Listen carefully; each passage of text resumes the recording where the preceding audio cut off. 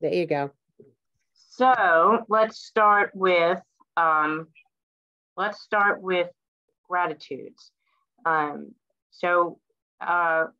lot of gratitude goes out this week to organizations that have hosted and made wonderful donations to us. The National 1013 clubs, NYPD 1013 clubs, the Retired Members Association of FDNY, the RSA Retired Sergeants Association, the NYPD Shields in Long Island, the Staten Island URFA Retired Firefighters, FDNY, as well as the FOP Staten Island. I do not think, did I leave anybody out? I don't think I left anybody out.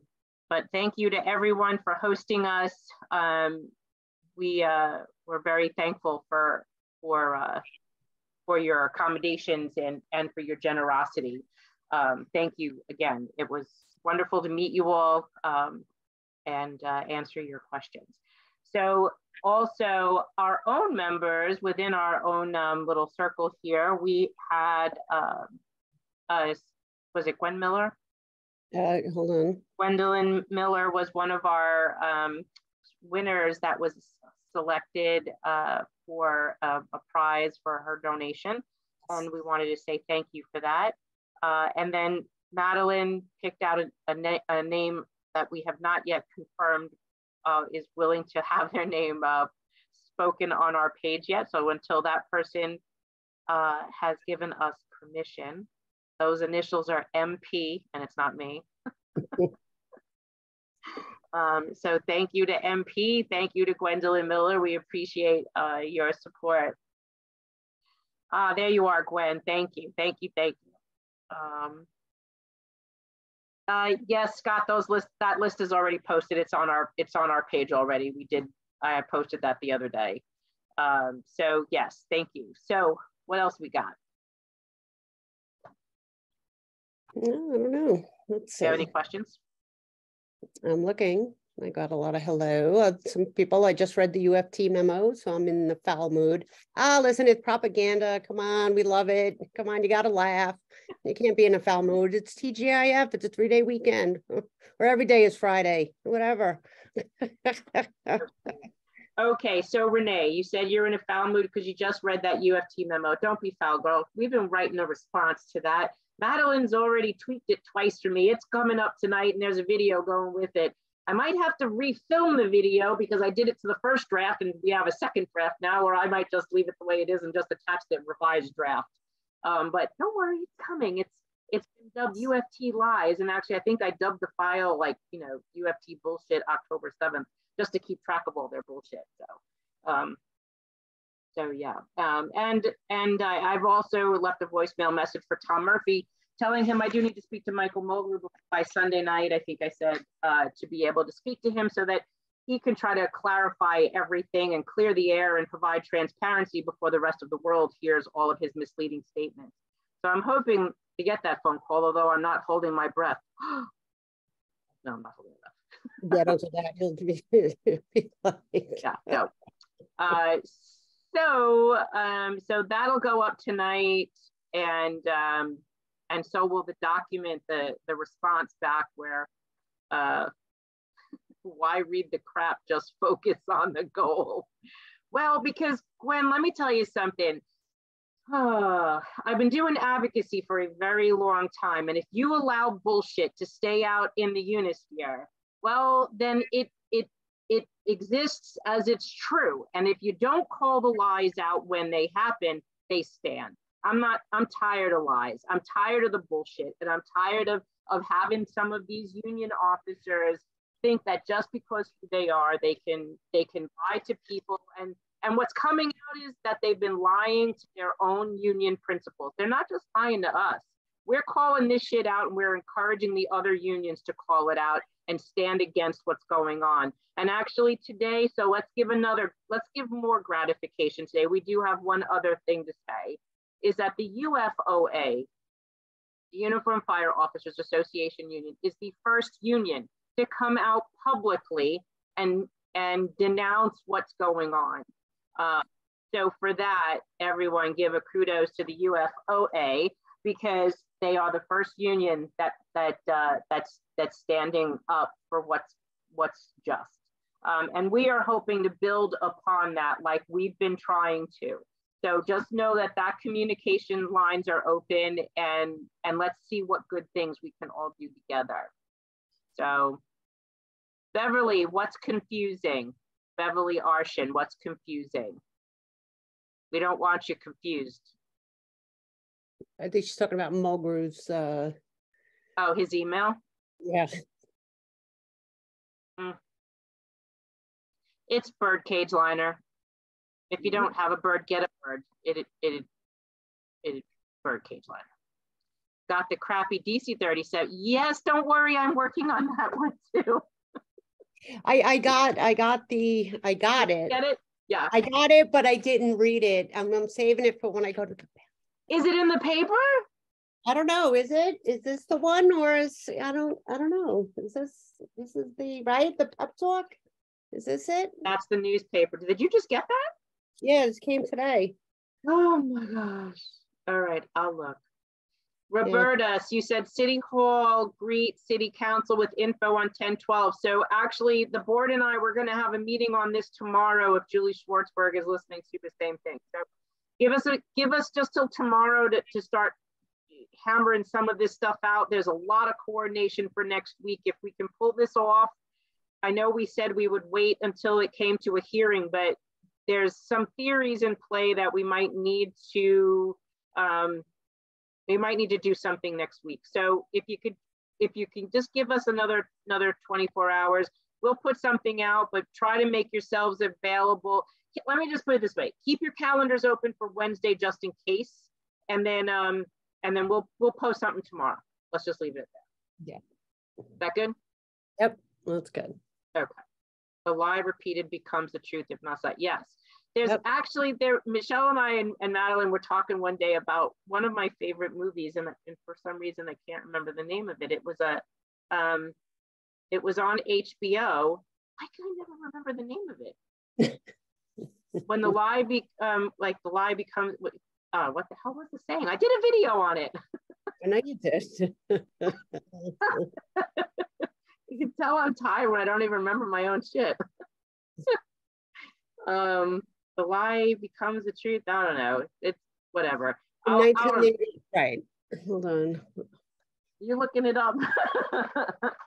I know I did it. It was actually really good too. I don't know. It's a good saying. The Strombo Show. It was the guy that played Arliss. Right. Who was the guy that played Arliss? Someone's got to know this. This is a reminder. I'll set my coffee.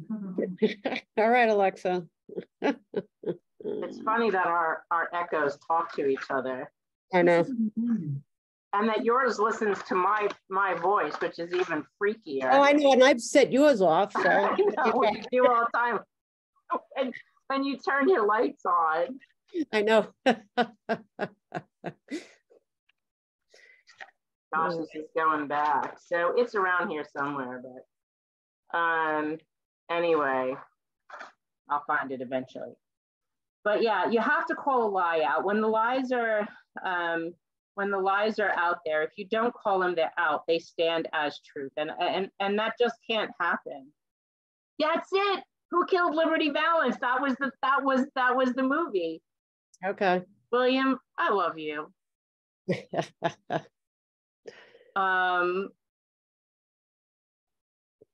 Okay. So. Did you read John Murphy's former NYSERDA chief did a blog report? That's a good read. Yes, Roberta. John is actually on our board. He's the numbers guy because numbers make my brain hurt. So whenever we have a question, we call John. So if you didn't read it, I'm sure someone posted it on our Facebook page because all you guys read all this kind of stuff.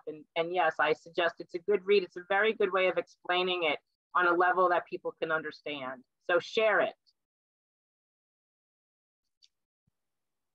We need to testify at City Council. Can you send us info on how to do so?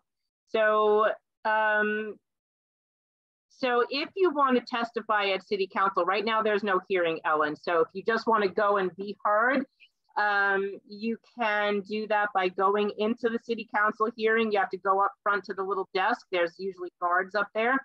Just tell them you would like to testify. They give you a little piece of paper to fill out, and then when it's your turn, you speak. They'll tell you how long you have. It's also a good idea to prepare your testimony. My suggestion is, depending upon the day, you need to keep your testimony between 2 and 5 minutes.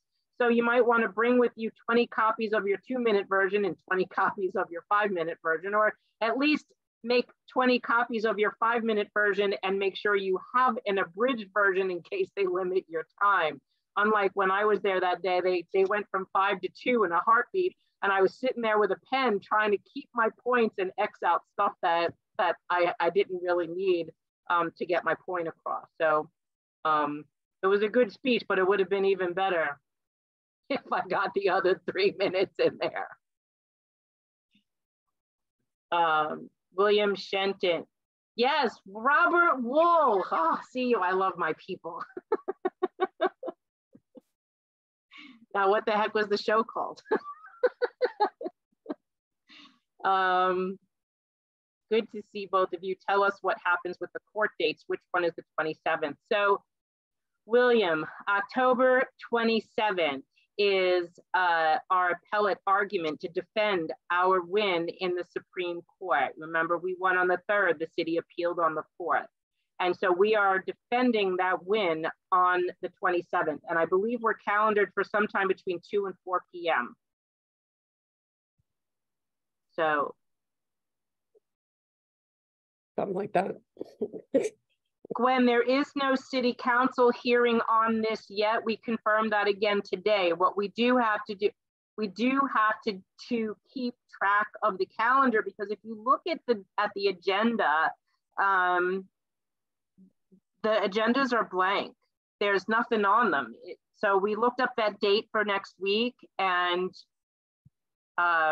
there's nothing on the agenda at all. So that doesn't mean that they can't add it. You just never know.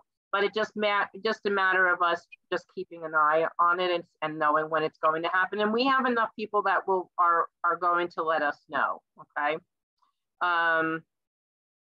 But right now there's no official council, council date, hearing date. Oh, you're welcome, Steve. He says, thanks for all you do. You're welcome.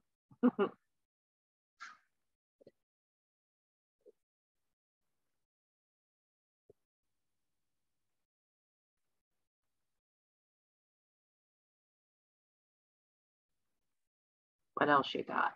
Is the public able, from Scott, is the public able to sit in the gallery? Yes. So just so you do know, those chairs are freaking uncomfortable. They're like some cheap rent-a-chair that they must have got from the dollar store, not even Costco, because you will literally feel like a twisted pretzel. So just be advised, those chairs are uncomfortable. And then there's also seating up in the balcony. No, Scott, that's for the council hearing. Yeah, council hearing, yeah. Assume the position. That's the name of the show. Robert Wool, HBO. If you Google it, it'll come up on YouTube. It's called Assume the Position. It's so funny. Michelle and I watched it one day, and so did Madeline. I love this show, but I keep forgetting the name of it. Yeah. Gerald Nelson, is there a number of confirmed council members on our side? So let me tell you how I want to answer that, Gerald. I'm going to say that many of them are not giving us an answer, and some of them are. Some of them are telling us that they support us 100%, they're behind us, they don't want to change anything, right? But my fear is that decision can always change, okay? So I don't want to count people to say they're in our corner or they're going to support us and then back off the pressure. They need to know that we're here, we exist, and that we're watching them. We did get word today, yes, Ellen, that Julie Menin is not on our side. and has been taking the union position.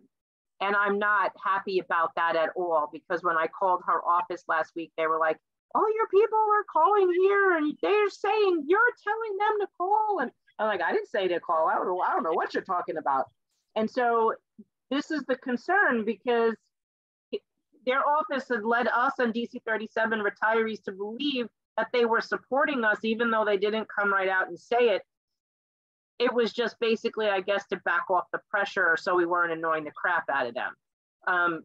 Elected officials have to remember that we put them there and that we're watching them, and that if they are going to listen to one side and not listen to the other side, to understand that they potentially are being misled. Because right now the big catastrophe of the day is the stabilization fund is going belly up, as Henry keeps saying. It's totally broke, there's no money. But meanwhile, we're finding reports that show that there's money in the funds and that there's no catastrophe, impending doom, as OMB says. So no, I can't take anyone at their word, and I don't think you should either.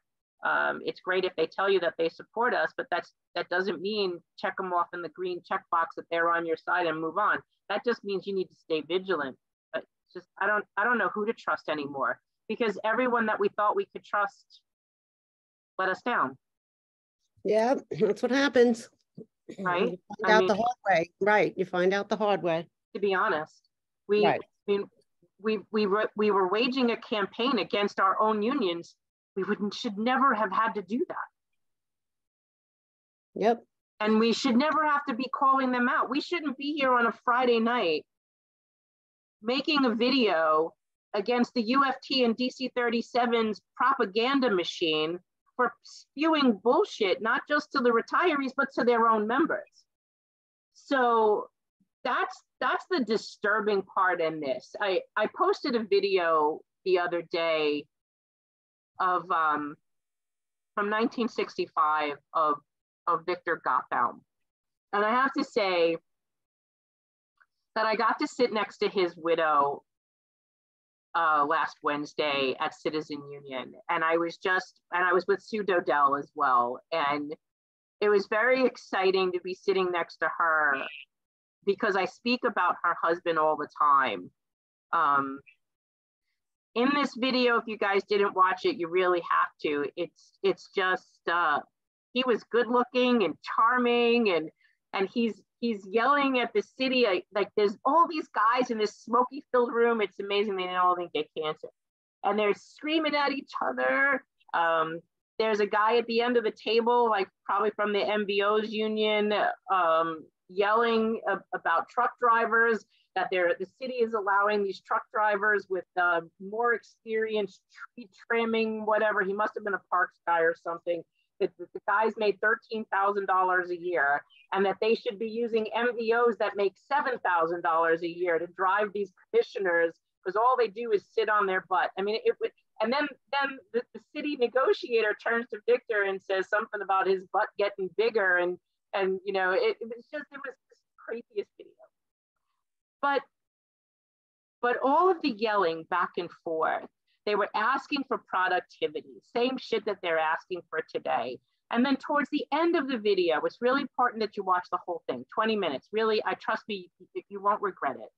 At the end of that video, the last few minutes, Victor speaks about what he's disappointed at, how the unions he feels is concentrated on their bread and butter, raises, increase, salary increase, their bread and butter, but that they forgot about the social justices that we're supposed to be standing up for and helping each other, the things that were happening at that time in 1965, things that were happening within the union, within the Black communities, within their neighborhoods, within the war.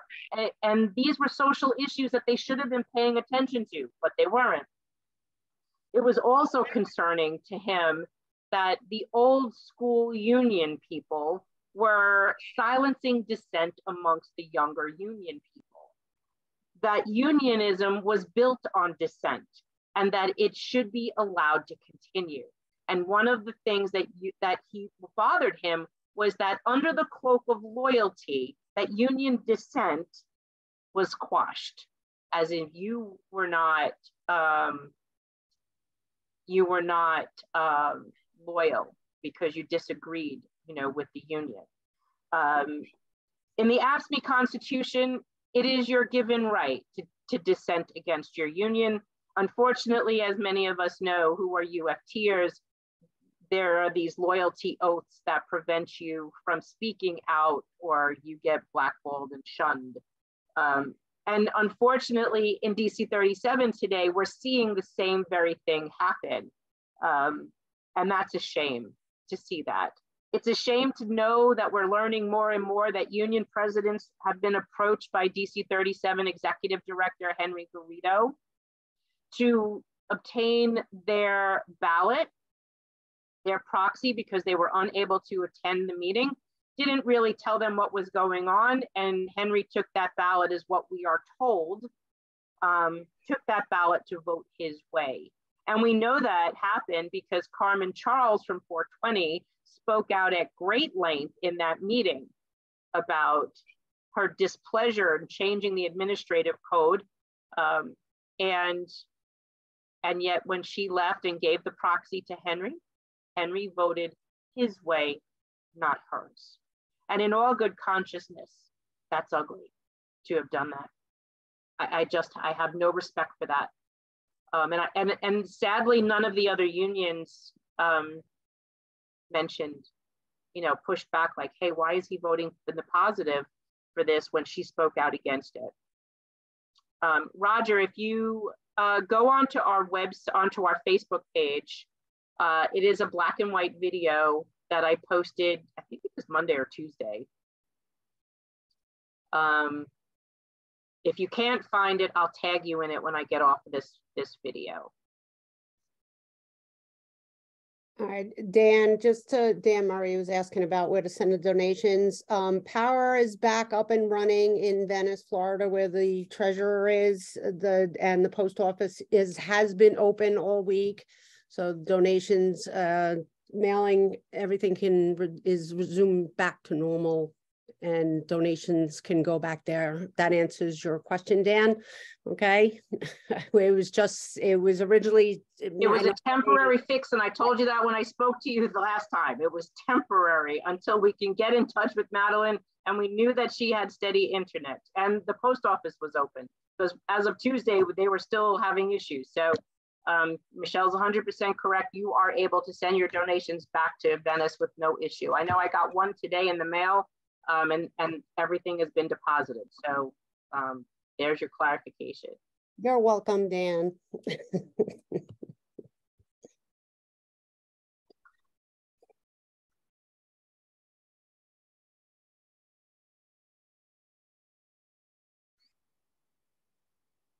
Taking away earned health benefits from a whole class of people is elder abuse or elderism. So that falls under a whole nother argument we've been trying to make. Still hasn't come to fruition, but we keep kicking it around. Right? Yeah, I know. We keep trying. That we do. Thank you, Janet. I will do that.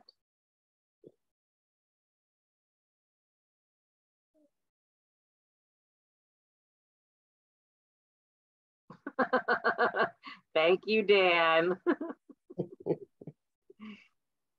Sorry to ask, but could these union leaders be prosecuted for malicious behavior and be punished accordingly in a court of law? I don't think so, because I don't think what they did was illegal. Do you remember when we used to do the medical classes? It was like malfeasance versus misfeasance. Like, did you do something bad or was it just a mistake?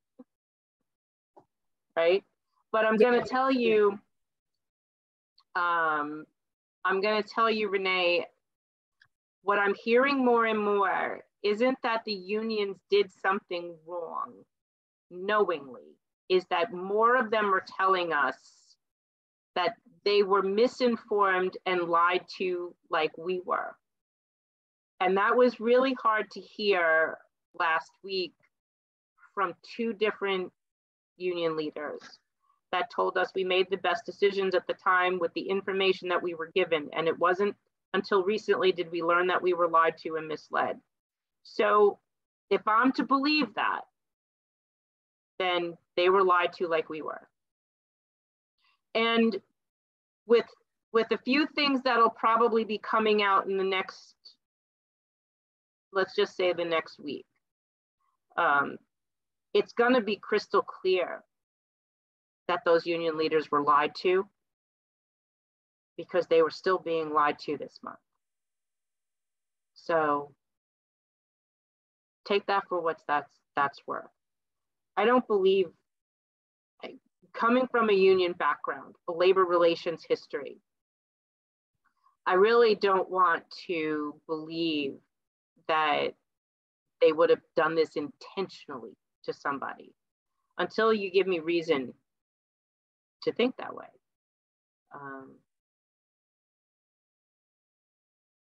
No, misfeasance.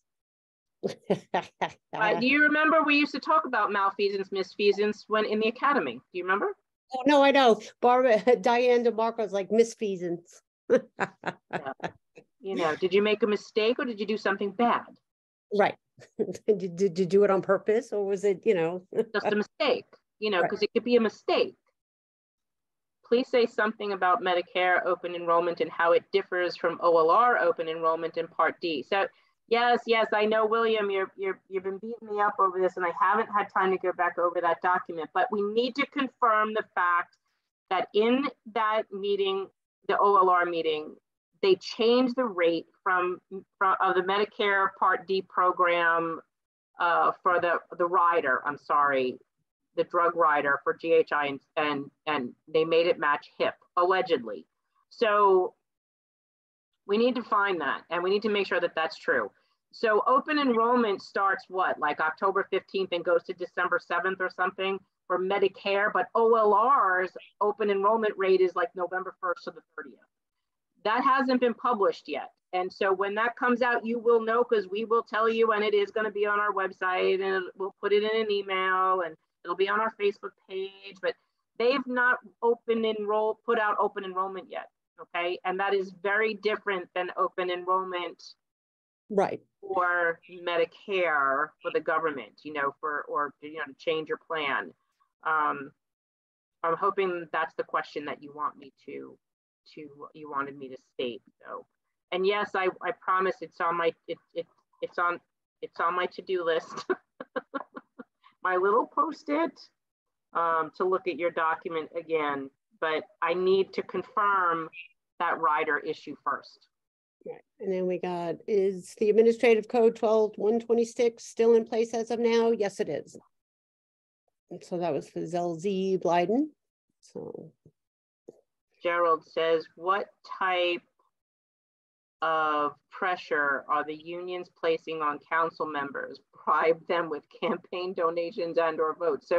So Gerald, I'm sure, they must be doing something, because the consistent message is that they're getting a lot of pressure from DC 37 and the MLC and the UFT, and that this is where the pressure is coming from: Michael Mulgrew, Harry Nisfoli, Henry Garrido. And they said especially DC 37 Henry Garrido is pressuring them hard. And I'm sure they're coming out that we're not going to give you people, or we're not going to give you support, or we're not going to give you PAC money if you don't do what we tell you to do.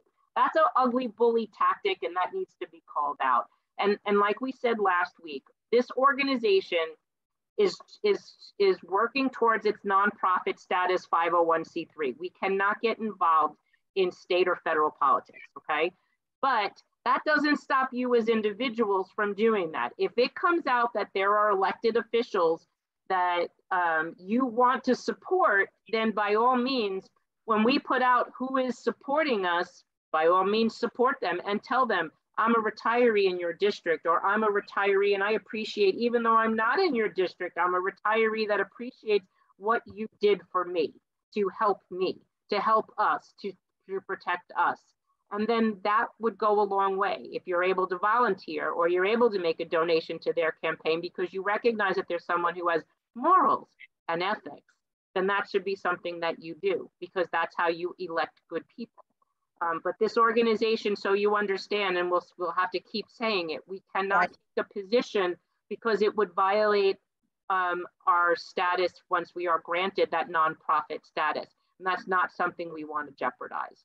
So when we put that out, you know, as good citizens, what you should do and take that upon yourself. But don't read into why we're not getting involved. We can't, and that's legally. So Barry Skolnick said, we didn't announce any, we don't know what programs are going to be part of the open enrollment. Nah, not yet. It's super secret. It's super secret. Super secret squirrel. It's coming. You got like, I don't know, 2 weeks, 3 weeks. I bet you that information is coming out soon, because if it open enrollment starts on the 1st, you'll probably see something like the last week of October. Right. Yeah. It'll be in your Halloween bucket. But you no, better rock like Charlie Brown.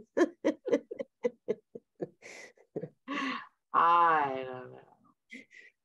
I usually do candy for the kids, and for the adults, I have these little mini liquor bottles, you know, you get from the sample bottles you get from the liquor store. Mm-hmm. And chocolate. So, like, you know, you'll get a chocolate bar and a Jack Honey.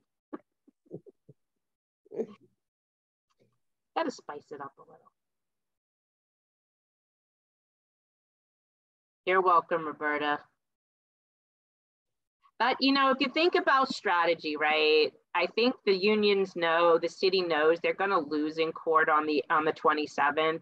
It's really why they're pushing the council to do this before this goes to court. And they know that the court can take time to render the decision. They usually don't give it to you right away. So think about that.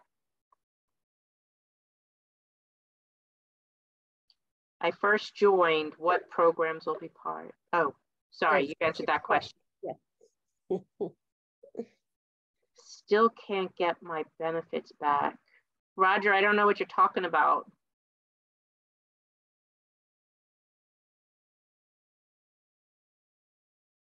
I did some checking, but there hasn't been any change in the high option rate. So William, in the meeting that we're understanding that Bob Krogan from OSA complained that the drug rider for GHI was higher than HIP. And then it was said that Emblem was equalizing the rate to equal the HIP rate for the high option rider. So is that just for MBF, or is that for everybody? And if it's not for everybody, then was that why Bob Krogan voted yes to support the change in the 12-126 administrative code? That's a really good question. This is enlightening. So William, I did see that you emailed me, and you did say that you were emailing OLR. If OLR comes back and says to you that there is no change in the rate, can you please let me know that?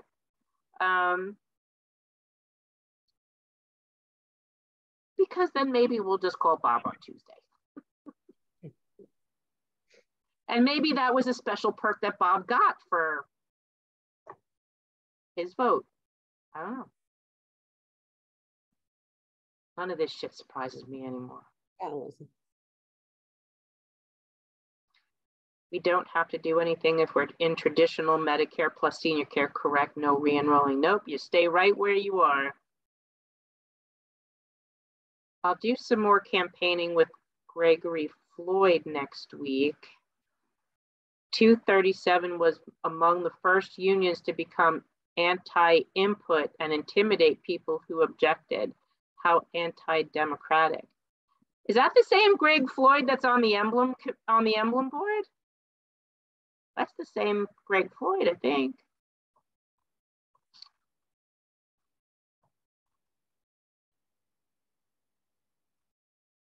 Will we have to opt out again, or do we have a choice? Well, Carol Scagnelli, there is no MA plan on the table for them to try to force us into. So there is no need for an opt-out yet.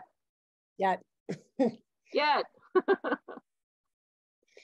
The unions are Lucy, our healthcare, the football, and they think we're Charlie Brown. You have a very good perception, Gwen.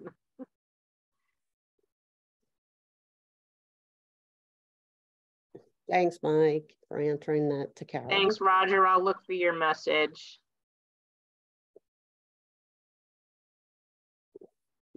Trudy Lieberman says Mulger will be in the Florida office. Maybe we should pick it. Ellen says Bob Krogan focused on the fact that OSA members and retirees don't have a drug plan. Was mysterious to me too when he gave the info on this during last month's retiree Zoom meeting. Ah. Well, Eileen, look for tomorrow, because if we can kind of pull this thing off, maybe that'll happen. Oh, and Ellen, remember that package that we mailed? This is how the card came back. Got eaten by the machine, I guess. It literally came back yesterday. So our package has been received and signed for. Yeah. You know, William, that's a good idea. Maybe we need to put a couple of union names up there on Monday to call, light up their switchboards. William Shenton said, anyone like to join bombarding Greg Floyd? His email is. And yes, it's the same one as on the emblem board. Very interesting. OSA pays $75 of the $150 drug plan. But see, now that plan should have dropped down to the HIP rate. What's the HIP rider rate? So that'll be, you know, interesting. So yes, Gwen, Michelle and I usually go to the DC 37 retirees meeting on Zoom. They're a little chaotic sometimes, but we do go.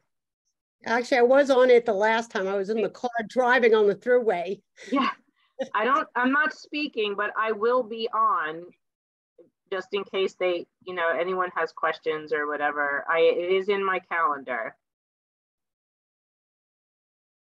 Cool beans regarding the package. Yeah, so there's no date. They didn't fill that out. It's just, and they didn't even, you know, I don't know, they signed their name. There's no printed name and there's no date of delivery. So I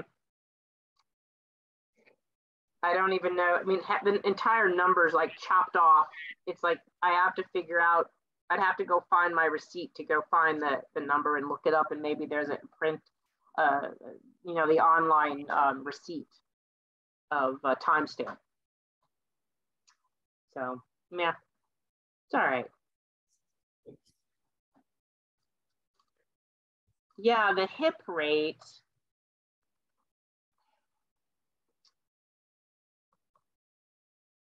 If I pull that up,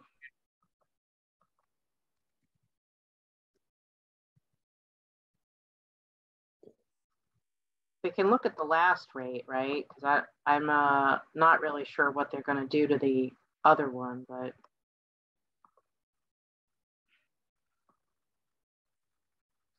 see what they do.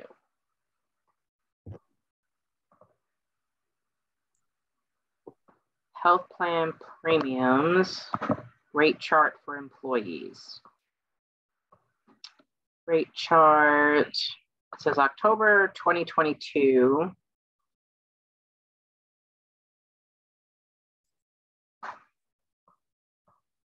Where's my screen? All right, let's see if I do share screen. Do not laugh at all my windows being open. Okay.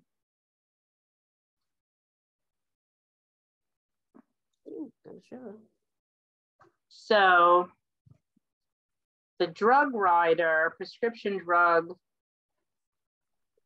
rider, for HIP. So if HIP POS, that's 186. And then the GHI is 43.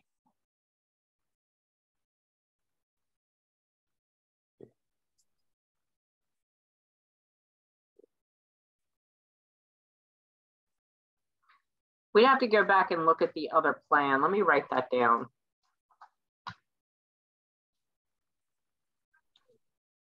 I think the drug plan dropped to 125 and OSA pays 50.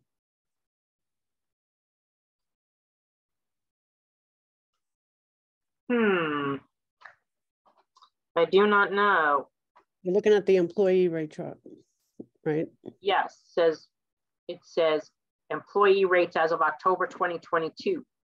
Okay. So if I put down the HIP rate is 186.09, the GHI is 43.13. Okay, yeah.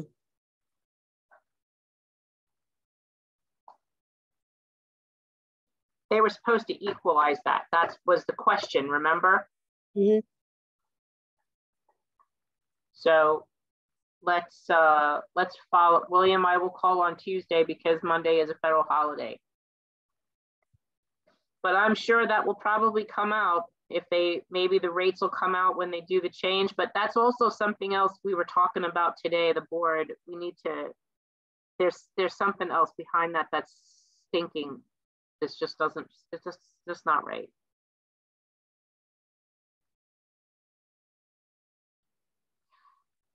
Gwen Miller says, so all those choices on that screen is gone. No, I'm gonna say I can't tell you further. That's an employee chart, my dear.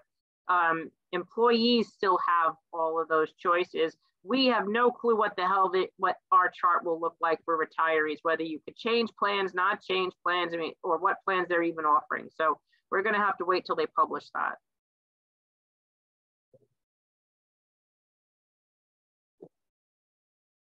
Yeah, Tina, that chart was for employees.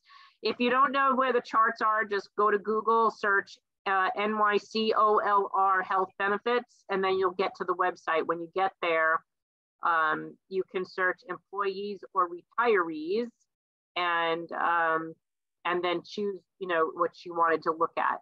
Just make sure you're choosing the right month and right year, and retiree or employee, and then you can look at those rates. But I would expect those to change. You're welcome, Sherry. You too, and good night. Well, does anyone have more questions, or we're going to wrap this up?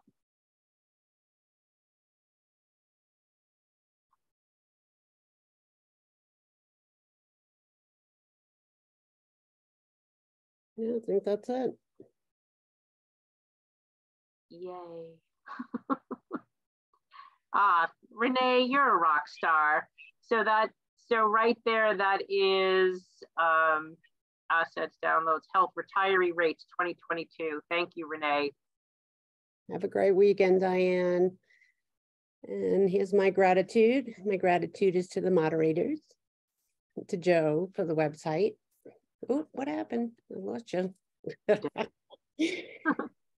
All you guys out there in Zoom land, and for all your donations and for supporting us. We're very grateful. Absolutely. So enjoy your weekend, your 3-day weekend, and we will see you Tuesday. We will have a new homework list for you for Tuesday morning posted. And then I was posting something tomorrow. What was I posting tomorrow?